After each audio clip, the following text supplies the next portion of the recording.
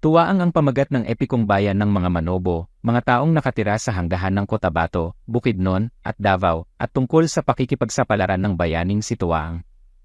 Sinasabing may mahigit sa 50 kanta ang mga Manobo tungkol kay Tuwaang.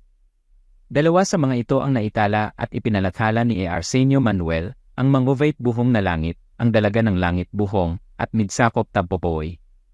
Buod, ang Dalaga ng Langit Buhong. Sa ang Dalaga ng Langit Buhong, pumunta si Tuwaang sa lugar ni Batoy upang pakasalan ang kararating lamang na Dalaga ng Langit Buhong. Matapos ang mahabang paglalakbay, nagpahinga si Tuwaang malapit sa Dalaga, at naikwento nito na may isang higanting binata ng pangumanon na nais siyang pakasalan. Nang hindi pumayag ang Dalaga sa kahilingan ng binata, sinunog ng lalaki ang kaharian ng babae. Tumakas siya sa kalupaan upang magtago. Nang matapos ikwento ito ng Dalaga ay dumating ang binata ng pangumanon, pinatay ang mga tao, at hinamon si Tuwaang sa labanan.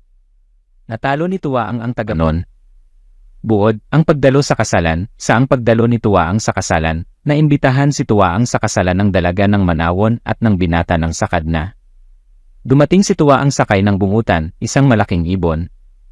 Nang dumating ang lalaki sa Manawon, minasama ng binata ng Sakadna ang pagdalo ni Tuwaang. Sinabi ni Tuwaang na isa rin siyang bagani kung kain sa kasalan. Nang sinimulan na ang paghahandog ng mga regalo, hindi na ibigay ng binata ng Sakadna ang gintong gitara at plauta. Sinagip ni Tuwaang ang binata at siya na ang nagbigay ng mga ito.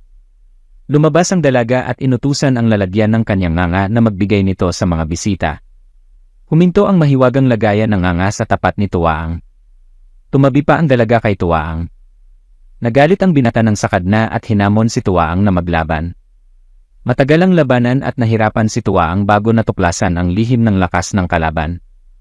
Sakay ng bungutan, umuwi si Tuwaang sa kanyang kaharian, kasama ang Dalaga ng Manawon. Maraming salamat sa pagpanood.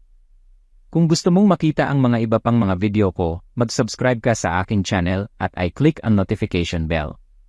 Hanggang sa susunod.